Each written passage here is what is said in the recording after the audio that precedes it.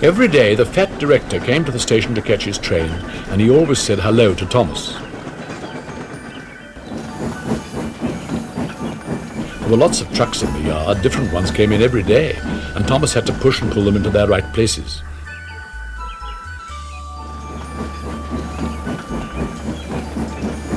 He worked hard. He knew now that he wasn't so clever as he thought. Besides, the fat director had been kind to him, and he wanted to learn all about trucks so as to be a really useful engine.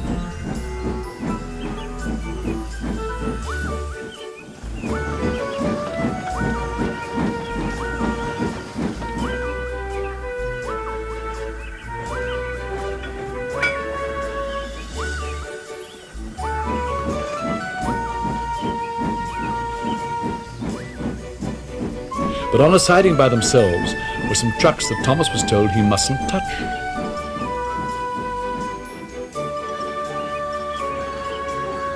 There was a small coach, some flat trucks, and two queer things his driver called cranes.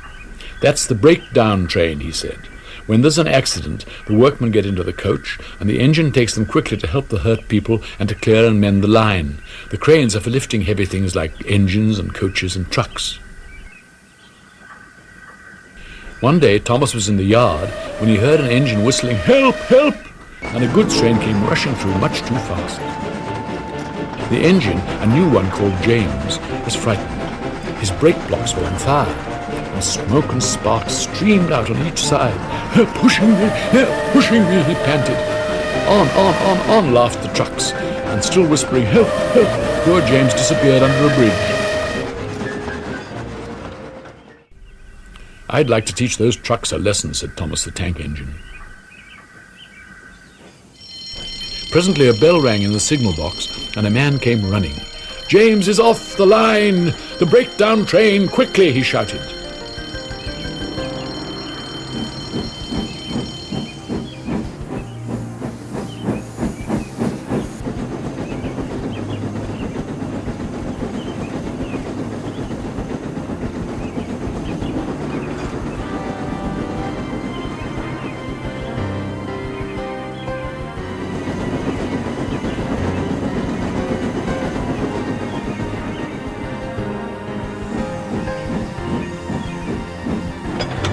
So Thomas was coupled on, the workmen jumped into their coach, and off they went.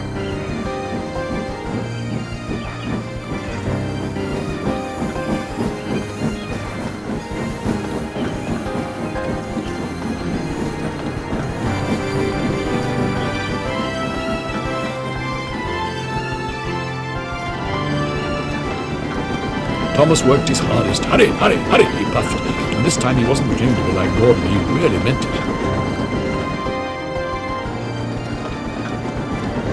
Bother those trucks and their tricks, he thought. I hope poor James isn't hurt.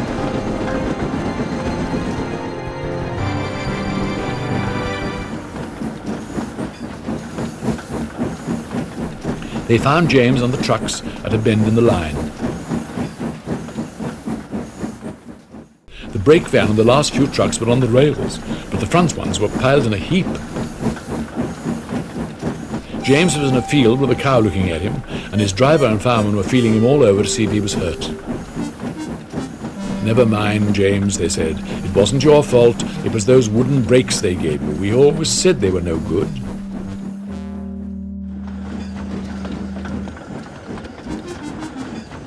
Thomas pushed the breakdown train alongside.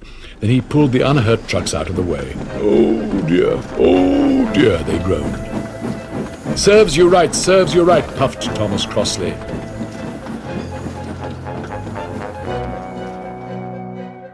When the men put other trucks on the line, he pulled them away too.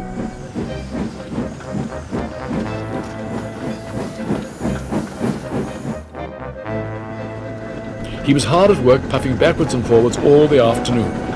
"This'll teach you a lesson, he told the trucks, and they answered, "Yes, it will, yes, it will," in a sad, groany, creaky sort of voice. They left the broken trucks and mended the line. Then with 2 cranes, they put James back on the rails. He tried to move, but he couldn't, so Thomas helped him back to the shed.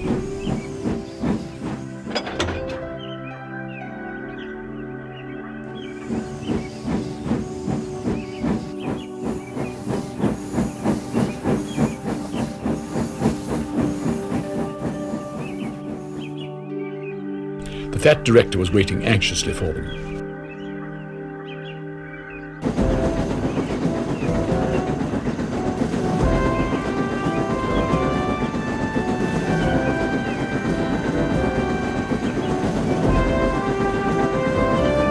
"Well, Thomas," he said kindly, "I've heard all about it, and I'm very pleased with you. You're a really useful engine. James shall have some proper brakes and a new coat of paint, and you shall have a branch line all to yourself." "Oh, sir," said Thomas happily.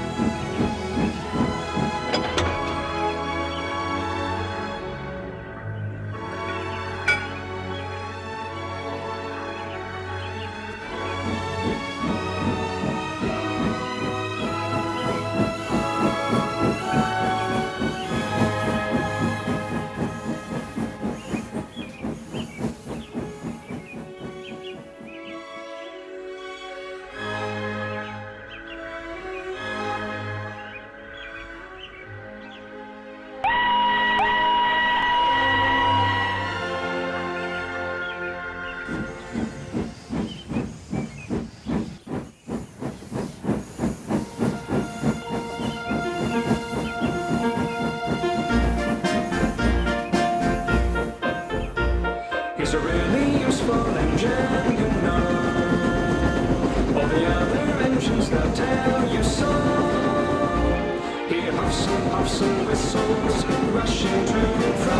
He's the really useful engine we adore. He's a really useful engine, you know. 'Cause the Fat Controller, he told him so. Now he's got a branch line to call his very own. He's the really useful engine we adore. He's the one. He's the one. He's the really useful engine that we adore. He's the one. He's the number one. Thomas the Tank Engine.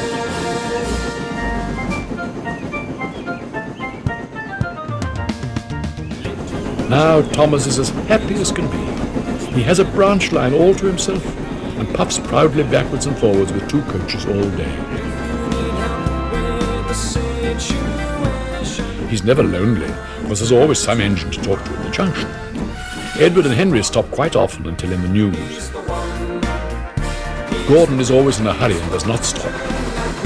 But he never forgets to say poop poop to little Thomas, and Thomas always whispers peep peep in return. Thomas the Tank Engine.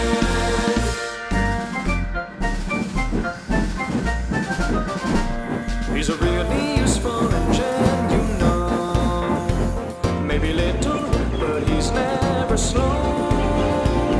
Stand back in amazement, just you